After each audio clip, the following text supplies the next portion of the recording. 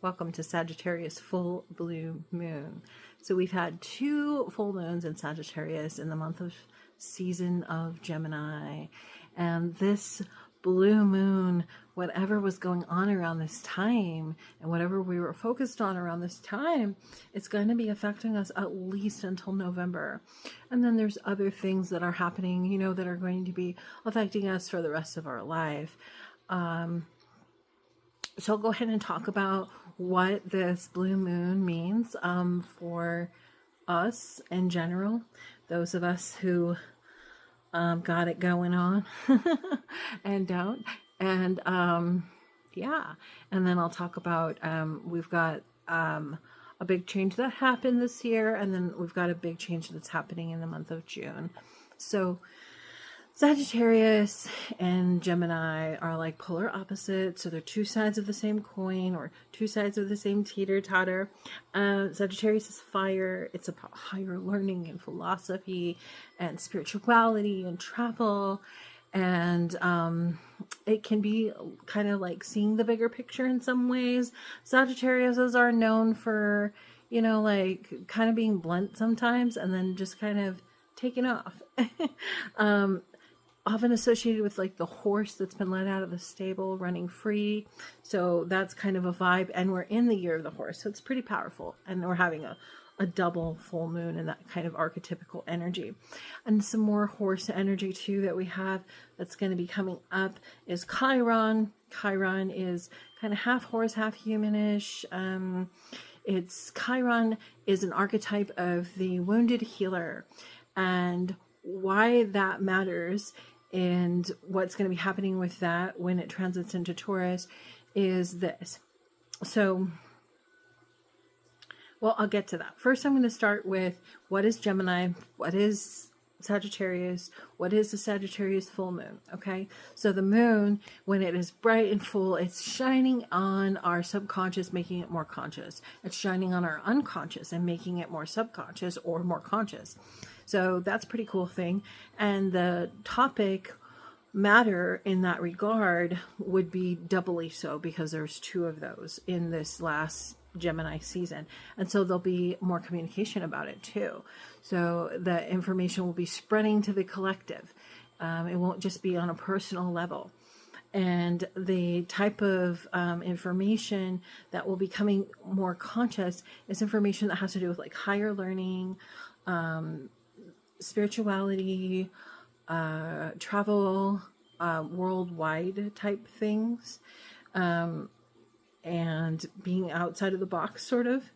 Sagittarius can kind of be outside of the box, and that's only enhanced by the Pluto moving into Aquarius in 2026 as well, which is also about being outside the box more, but it's also on the same token similar to Sagittarius, seeing the bigger picture.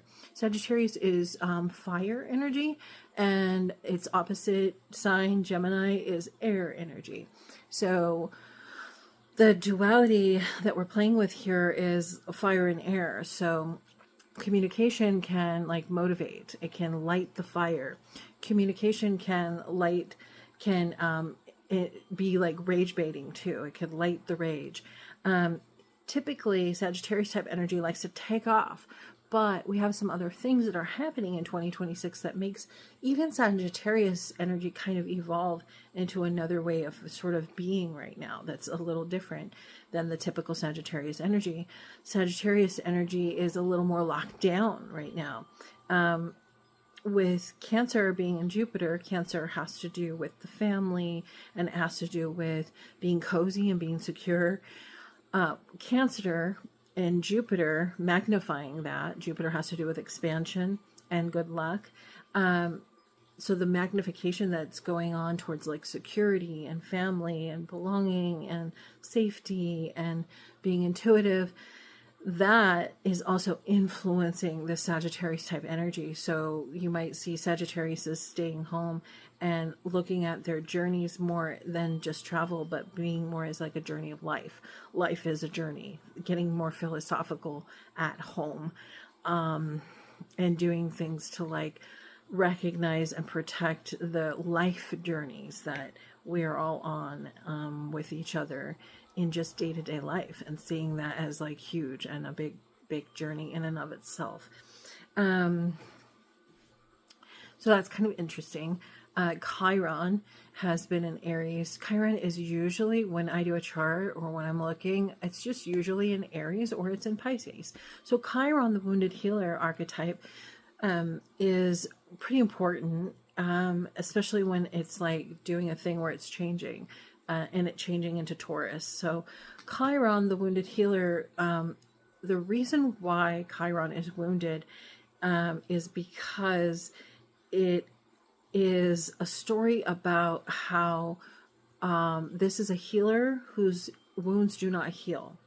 And why that's necessary and why that's helpful is when you have a healer whose wounds do not heal, that healer is constantly looking for the newest science, the newest discoveries, the newest information about how to manage and be with the suffering or the illness or the unwellness or the dis-ease, how to be with it, how to manage it, and possibly heal it. So I don't know. I mean, I'm sure everybody's had a teacher that hasn't been to school in a while. Like, I'm sure everybody's had that experience. But if you haven't, just imagine being in conversation or being in a situation where you need to have space held for you, or you need to hold space for somebody who hasn't learned anything in a long time. So what they've learned was from a long time ago, and it's no longer valid, or it's no longer correct information, or we know better than that now. So why it's useful, the idea of an archetype of a healer that doesn't heal fully, is because we need to be constantly learning. Like, I remember in second grade, they taught us that our blood was blue. And there's still people out there that believe that. Like, but is it useful to know that, like, blood is a different color? Maybe, maybe not. But there are other things that, like, we know more about now. So, for example, like, a lot of times the lower cost, like, health is, like, behavioral health. But behavioral health therapies have been disproved, and we have evolved, and we have new scientific discoveries that show other ways of doing things that are much more effective. Behavioral health was effective to get people to behave a different way, to conform to society, but it didn't necessarily heal what was happening on a societal level or individually within people. So science has discovered other ways of healing. And so there are populations that have access to that, and they do better than, they have access to the newer health and the newer sciences and the newer discoveries. So it's useful. So Chiron is an archetype of, like, the healer that isn't healed. They are still wounded, and that is better than someone who has healed. Someone who has healed will be like, well, in my day, Sonny boy, we did it like this and that was fine. Like, it could just be like, that's all it is, and that's just what it is, and that's all there is to it, and it's really easy to get like that because we want to, like, feel like things are stagnant, and there's some things we can rely on that never change. But the truth is that, like, we're constantly learning new ways of healing, and the world is constantly expanding and constantly changing. So it's necessary to constantly be learning new ways of healing. So that type of archetype has been in Aries, which is kind of impulsive, and it's fresh and it's new. So it almost takes on, like, the new information quickly and without even thinking, and maybe even applies it, and sometimes even recklessly, possibly. Well, now it's shifting into Taurus. So Taurus is what we have is, Taurus is about, like, material stuff, like material wealth and property and resources. And Chiron oftentimes is the thing that happened in childhood that you never completely got over. Even when you think you've healed from it, things still come up to, like, that you're still learning. So you can always help people with those particular things because you're constantly learning new things to, like, learn about the thing. But it's a thing that, like, constantly comes up for you. And if it comes up for you, it probably comes up for other people too. So that's the point of, like, helping each other. being there with each other as we manage and heal things. So Taurus, what we're getting is like, this is a Taurus and Chiron is very much like, it makes me think of like the great grandparents who pickle everything because they lived through the Great Depression and they know what it was like, and they hoard toilet paper, and they like know how to, like, we've got a lot of millennials, and then I forget the generation that's beyond millennial, under millennial, but like really interested in farming. And then we have our Generation Xers who watched like grandparents lose the farms because government started taking the seeds and like making them to where you can't keep growing from the same seeds because they genetically modified them, and like built monopolies, and like grandparents lost the farms and stuff. Like, so like there's some of us are alive who like lived through the generation of like, yeah, it is great to like, you know, do all this stuff and know how to do all this stuff, but like it's been changed to where you can't just do it on your own off grid so easily. And so like this idea that like a lot of the younger generation have about wanting to like do that, kind of like grandma and grandpa or great grandma and grandpa did after the Great Depression, it's going to be a little harder because of the access to the ability to be able to do that has already been like monetized. So those are the kind of conversations or things that are going to be coming up. Like it's going to be about like things like about gold and the value of gold and what is valuable in regards to earthly resources. So Chiron, you know, wounding, it ends up happening like when you're under 20, under 10 years of age. So like I, for example, was robbed a few times. Like I lived in a few homes that were robbed and like had vehicles robbed. That could affect one person like completely differently. Like as a result, I'm very careful. But it could affect someone else like completely different. Like it could unconsciously be affecting people like in ways that they don't even know. So with Chiron wounding in Taurus, what we're going to be seeing is like there are going to be people that are going to be seeing what it feels like to go without material things, and that is going to like have an effect that like changes their life. And the trajectory ripple effect of that is we're going to be having people that like grow up to start businesses that have to do with like things like home security or family security, or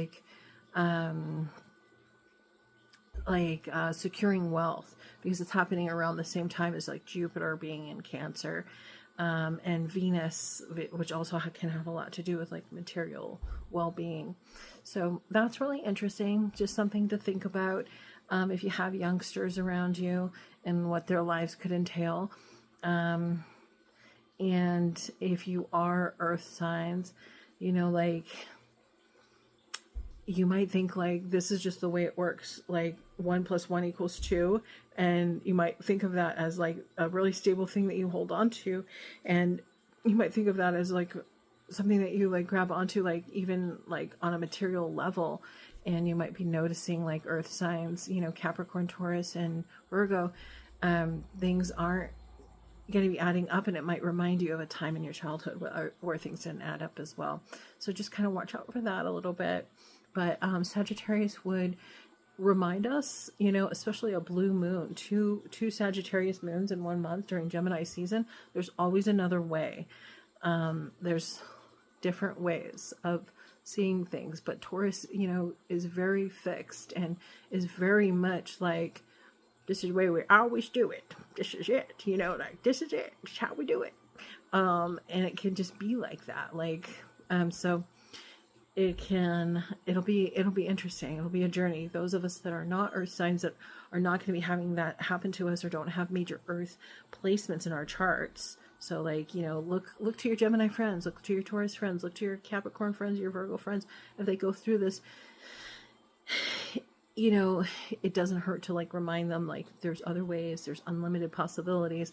They might not appear to take it in, but just even having that like be something that is stated will be helpful.